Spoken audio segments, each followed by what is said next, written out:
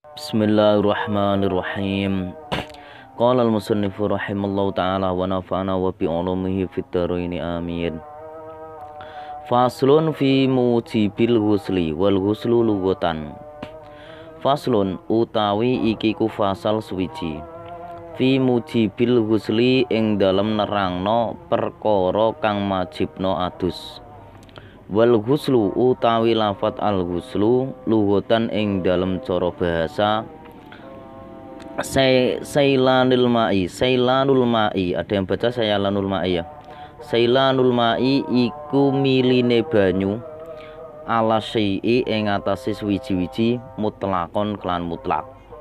Wa syar'an lan ing dalam cara syariate sailanuhu iku miline banyu ala jami'il badani ing atase sekabiyane awak. Sekabiyane awak biniyatin kelawan niat makhsusatin kang ditentukno. Pasal ini menjelaskan tentang perkara yang mewajibkan mandi. Mandi menurut bahasa, menurut lugat ya, ialah mengalirnya air pada sesuatu. Sesuatu itu baik di badan maupun lainnya. Secara mutlak ya baik dengan niat atau tidak. Adapun pengertian mandi menurut tinjauan syariat ialah mengalirnya air pada seluruh anggota badan disertai dengan niat yang dikhususkan. Maksudnya sesuai dengan apa yang menyebabkan orang itu mandi. Waladzi utai perkara yujibu kang majibno apa aladzi al-ghusla ing adus. Sitatu asya'a iku ana 6 pira-pira perkara. Rupane salah satun utawi kang telu minha sangka sitatu asya. Tashtariku iku sekutonan fiha ing dalem salasah. Ar-rijalu sapa pira-pira wong lanang wan nisa'u lan pira-pira wong wadon. Waya hale utawi salasah tastariku fir rijal wan nisa iltiqaul khitanaini iku tetemunane persunatan loro. Wayu abaru lan diwilang-wilang an hadzal tiqai saking ikilah lafat al iltiqa apa bi ilaji hayyin kelawan ngleboknone wong urip wadhihin kang jelas uripe.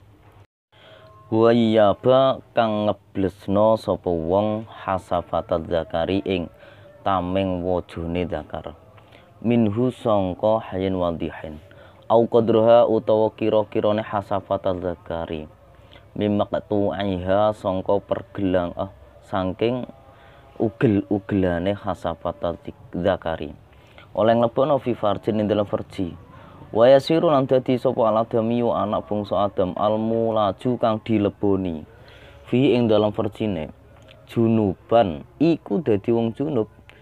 Ini kasusnya perempuan berarti ya. Bi ilajima kelawan oleh nglebokno apa wae dzukira kang disebutno apa ma. Begini ya. Bahwa perkara yang menyebabkan seseorang harus mandi itu ada 6 perkara. Yang pertama itu 3 diantaranya bisa terjadi pada diri kaum laki-laki dan kaum wanita. Disebutkan yaitu bertemunya 2 alat kelamin. Tentang hal ini dijelaskan bahwa yang dimaksud ialah bertemunya 2 kemaluan. Lantaran seseorang yang bernyawa itu masih hidup, dengan jelas ia masukkan ujung penisnya atau zakarnya secara sempurna. Secara sempurna ya dimasukkan secara keseluruhan atau dimasukkan hanya kira-kira ujung kemaluannya bagi orang yang terpotong atau buntung alat kelaminnya, dimasukkan ke dalam vagina. Yang kemasukan zakar itu menjadi junub. Berarti yang memasukkan juga junub, yang dimasuki juga junub. Disebabkan karena masuknya perkara tersebut, yaitu penisnya dimasukkan ke dalam vagina. Keduanya wajib mandi besar. Amal mayyitu anapun utai mayit falayu adu mongko iku ora dibaleni gusluhu apa adu si mayit bi ilajin sebab oleh nglebokno fihi ing dalem ma atau fi ing dalem. Wa amal khunsalan anapun utawi khunsa al muskilu kang angel Falagu selamun korano adus maujud ali ngatasé khunsa muskil utawa gugu purus ya. Biilaji hasafatihi kelawan ngleboknone hasafai khunsa muskil wala biilajin lan ora kelawan nglebokno fi kubulihi ing dalem dalan ngarepe khunsa muskil. Begini. Adapun orang meninggal mati kok sudah dimandikan, tidak perlu mandi untuk kedua kalinya sebab masuknya zakar ke liang vaginanya. Maksudnya itu ada orang mati ya, orang mati terus sudah dimandikan, mandi kematiannya, lalu dijima oleh orang masih hidup. Itu bagi yang matinya tidak perlu diulangi mandinya. Yang wajib mandi itu yang masih hidup. Sementara khunsa muskil atau orang yang memiliki dua alat kelamin yang tidak bisa dibedakan statusnya, yaitu tidak wajib dengan sebab ia memasukkan penis zakarnya sendiri, maksudnya ke liang vaginanya, atau sebab vaginanya kemasukan penis zakarnya. Jadi alat kelaminnya dimasuknya alat kelaminnya sendiri. Itu perlu digarisbawahi. Falaguslah alaihi bilaji hasafati, enggak perlu mandi. Ini saya terangkan sedikit ya. Saya ambil atau saya nikelku di Kifayatul Akhyar. Maksudnya iltiqaul khitana ini, yaitu maksudnya persetubuhan, adalah memasukkan ujung zakar atau seukurannya ke dalam segala macam bentuk lubang kemaluan, yakni kubul maupun dubur. Jadi farji di dalam masalah bab mandi besar ada bahasa farji, itu memasukkan kubul dan dubur. Itu perlu digarisbawahi ya, kalau di bab mandi besar itu kalau ada bahasa farji itu memasukkan makna kubul dan dubur, jalan depan maupun jalan belakang. Saya ulangi lagi ya. Iltiqaul khitana ini itu atau persetubuhan adalah memasukkan ujung zakar atau seukurannya ke dalam segala macam bentuk lubang kemaluan, yakni kubul maupun dubur. Kepunyaan manusia maupun binatang semuanya mewajibkan mandi. Demikian pula seorang wanita wajib mandi ketika lubang kemaluannya dimasuki segala macam zakar, yakni milik laki-laki atau binatang, atau orangnya itu masih kecil atau sudah dewasa. Kepunyaan orang yang masih hidup maupun sudah meninggal wajib mandi. Pokoknya agar kemasukan itu pokoknya mandilah. Sementara yang dimaksud khitan kalau menurut bahasa Jawanya ya sunat ya, sunat. Sementara yang dimaksud khitan bagi laki-laki secara sunatnya ya, kalau dari bahasa Jawanya itu khitan itu kalau untuk laki-laki ialah yang dipotong dari sekitar tempat kulupnya. Sedangkan bagi perempuan adalah yang dari sekitar tempat kentitnya. Oleh Imam Syafi'i, pertemuan dua khitan ini yang dimaksudkan dalam hadis itu ada dasarnya. Kalau Imam Syafi'i dasarnya itu hadisnya itu idal takol khitanani faqad wajabal huslu. Idal takol khitanani, tatkala dua khitan bertemu, faqad wajabal husla, maka wajib mandi. Itu yang disebut khitanan. Diartikan ketika keduanya dalam posisi vertikal atau sejajar atas bawah, tidak dalam artian menempel saling berhadapan. Sebab dalam hal mewajibkan mandi itu tidak mungkin, karena letak khitan perempuan itu berada di tempat paling atas, kemudian di bawahnya adalah lubang air seni, dan di bawahnya lagi baru lubang masuk zakar laki-laki. Dengan memasukkan ujung zakar ke tempat paling bawah, maka akan terjadi pertemuan sejajar dengan posisi atas bawah. Ini saya ambil keterangannya itu di Sarawani ya, baca sendiri kalau pengen paham ya baca sendiri. Dan lagi saya terangkan itu sedikit, bersetubuh memakai kondom. Kalau saya pakai bajuri itu kan ada khirfah, bahasa khirfah itu pipeh. Kalau alat kelamin zakar itu kalau dibungsung pakai pipeh, pakai kain itu ya sama halnya sekarang kalau kita, ada orang bersetubuh pakai kondom, wajib mandi, sudah pokoknya. Wa minal mustaroki lan saking perkara kang sekutonan. Injalul maniyi ai khurujul maniyi tegese metune mani. Min saksin sangka awawaan biwairi ilajin kelawan tanpa ngelebokno. Wa in lan senajan sithik almaniyu apa manine sing metu kakotroten kaya sak tetes. Walau kana telan senajan ana apa kotroh ala launi dami iku tetep ing ngatasé wernane geteh. Walau kana lan namun ana al khariju apa perkara kang metu oleh metu bijimain iku sebab jima awairihi utawa saliyane jima. Fiya qadhatin ing dalam wektu sadar utawa nglilir utawa melek au naumin utawa turu. Bisyahwatin kelawan syahwat au ghairaha utawa awiriha utawa sakliyane syahwat min tariqihi sangka dalane kharij al muqtadi kang dibiasakno awirihi utawa sakliyane muqtadu kaning kasaro kaya nyento pecah sulbuhu apa wiga wekase wong ya fakharaja mongko metu maniyuhu apa manine wong. Dan di antara hal yang bisa terjadi pada kaum laki-laki dan kaum wanita ialah keluarnya air mani atau sperma dari diri seseorang tanpa ada upaya untuk memasukkan penis dzakar. Yang penting kan keluar maninya ya. Walaupun sedikit sperma yang keluar seperti hanya setetes dan meskipun berupa warna darah. Juga walaupun sperma yang keluar itu disebabkan oleh bersenggama atau oleh sebab yang lain, baik dalam keadaan sadar, maksudnya tidak tidur ya, atau dalam keadaan tidur, baik disertai rasa syahwat atau tidak, baik keluar melalui jalan biasanya atau tidak. Gambarannya gini, jika tulang rusuk seseorang itu pecah, lalu karenanya pecah itu keluarlah air maninya terus menerus, itu juga wajib mandi lah.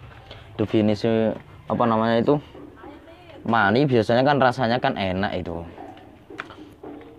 Wa minal mustaroki lan saking perkara kang sekutonan al mautu mati ila fisaidi kejaba ing dalem mati syahid. Dan diantara yang bisa dialami pada kaum laki-laki dan perempuan ialah mati kecuali mati syahid. Ini barusan saya baca itu pakai tarkib yang pakai takribnya ya, agak acak itu. Gini ya, saya terangkan sedikit. Kalau saya itu ambilkan kitab di Nihayatuz Zen itu ada. Kalau pemirsa sudah punya kitabnya baca sendiri itu. Mati syahid itu diklarifikasi menjadi 3 macam. Yang pertama syahid dunia akhirat, seperti mati dalam peperangan karena memperjuangkan agama Allah. Mayat ini tidak disolati dan dimandikan. Kedua, syahid dunia, seperti mati dalam peperangan dengan tujuan riak, pamer maksudnya ya, mendapatkan harta jarahan dan mati sehabis perang. Mayat ini ditazhis, diurus dengan sempurna kayak mayat biasanya. Yang tahu itu syahid dunia dan yang tahu itu tujuannya riak ya tidak tahu saya itu. Yang tiga, syahid akhirat, seperti mati karena sakit perut, proses melahirkan, tenggelam, terbakar, kerubuan apa terserah dalam menuntut ilmu. Mayat ini ditazhis dengan secara sempurna, tapi kategorinya ya tetap mati syahid lah ya. Nah, Bapak itu buka sendiri di Nihayatuz Zen, dan saya cuplikan sedikitku ya di Hasyiah Al-Bajuri itu ada itu pokoknya.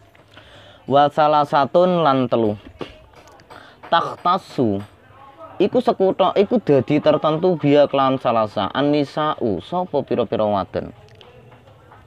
Wa ya halautai salasah takhtasu biyan nisa al-haidhu iku haid ayyidamu tegese geteh.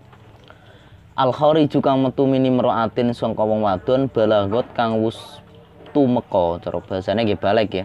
Balagot kang wis tumeka apa imro'ah tis asinina ing 9 pira-pira taun. Wa nifasul nifas bahwa halute nifas adamu iku getih al khariju kang metu akibal wiladati kelawan ngiring-ngiringi nglairno. Fa innahu mongko temen sedune nifas mujibun iku majibno lil husli maring adus qot'an kan pasti. Wal wiladatu lan nglairno al mashubatu oleh nglairno al mashubatu kang dibarengi bil balali kelawan teles-teles. Mujibatun kang jalarno kang nyebabno kang majibno lil husli maring adus qot'an kan pasti. Wal mujarrodatu utai perkara sing sepi sing ora ngalami anil balali sangka teles-teles mujibatun iku tetep majibno lil husli maring adus fil asohi ing dalem kaul sing luwih sahih. Ya maksudnya nek ana wong nglairno sing ora tanpa tanpa dibarengi teles-teles teteplah wajib adus kalau menurut kaul sing asah. Gini.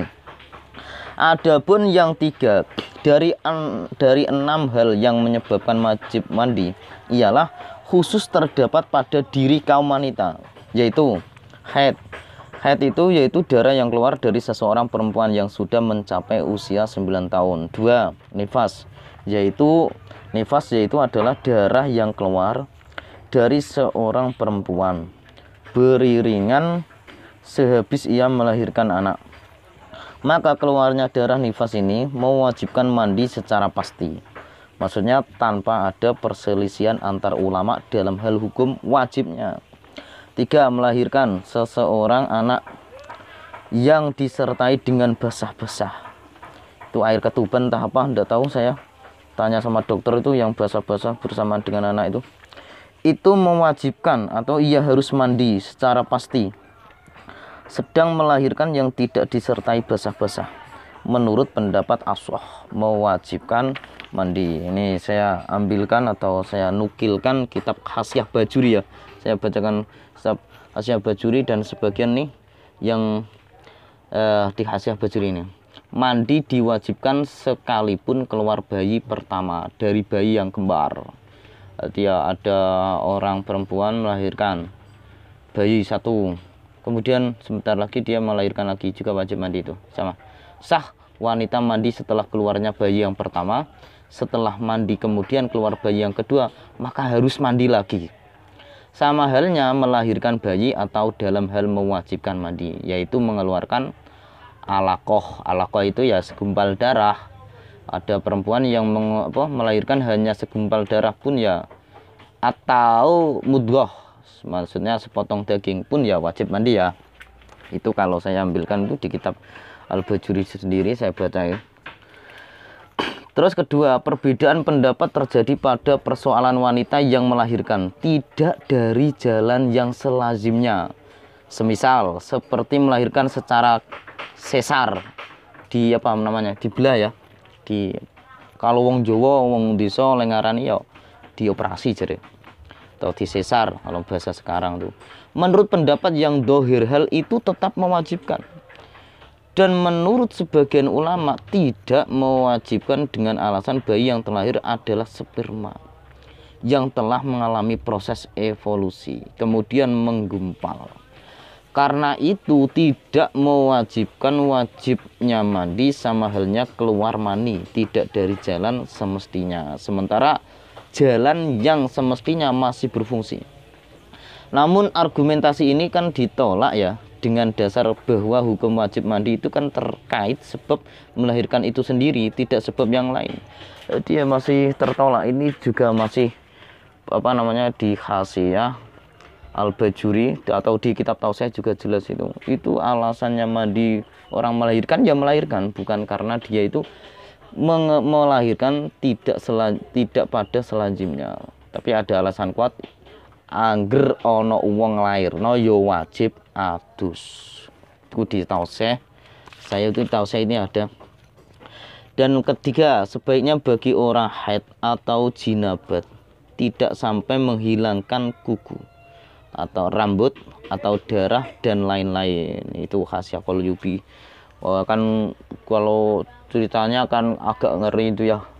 Wajib semuanya itu dibasuh semuanya. Kalau kita itu ketika junub kok memotong kuku sebelum mandi dan kukunya kita buang, nanti kalau di pada masar kan tuh konon katanya kan itu kukunya mencari kita, minta dimandiin kan, menakutkan. Sampun wallahu alam. Assalamualaikum warahmatullahi wabarakatuh. Al-Fatihah.